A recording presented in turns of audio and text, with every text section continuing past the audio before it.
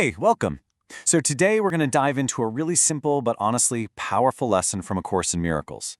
It's one that challenges a habit that I think is wired into almost all of us, that constant need to be in control. We're going to uncover the incredible peace that can come from finally learning how to let go. All right, let's kick things off with a struggle that I'm pretty sure we all recognize.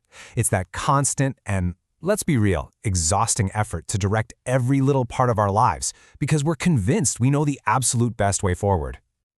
You know that feeling, right? It's that low-level tension you carry around with you everywhere.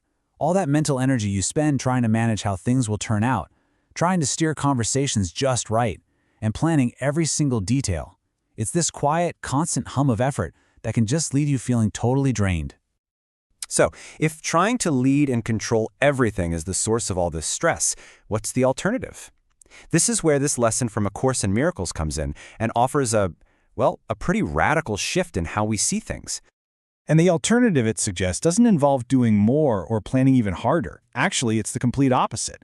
It's a path of subtraction, of letting things go, which kind of paradoxically leads to something way more powerful.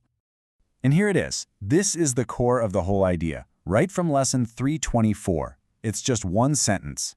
I merely follow, for I would not lead. Now I know, at first glance that might sound a little passive, maybe even weak, but the wisdom behind this, well, that's what we're here to unpack. So it's really crucial that we understand what following means here.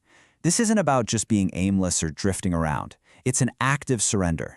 It's about consciously letting go of our white-knuckle grip on outcomes and learning to trust in a guidance that comes from a deeper, wiser place. You can call it spirit, your intuition, the universe, whatever works for you.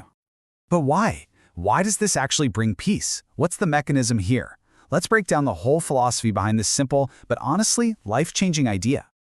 So you can think of it as two totally different paths you can walk. The path of leading, that's driven by our ego, and it's almost always rooted in fear. The fear of things going wrong, and that just creates conflict and feels heavy.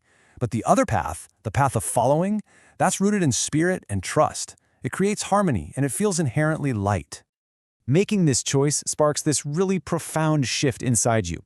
You consciously start to move away from fear and toward love, and that opens up a channel to a wisdom that's way beyond your own limited view. That nagging insecurity gets replaced by this deep sense of trust, and it allows you to just align with the natural, harmonious flow of life. Okay, this all sounds really great in theory, right?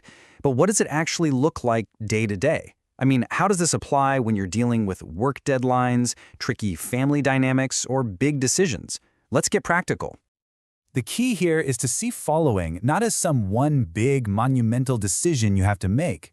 Instead, it's about a whole series of little choices we make every single day in every area of our lives.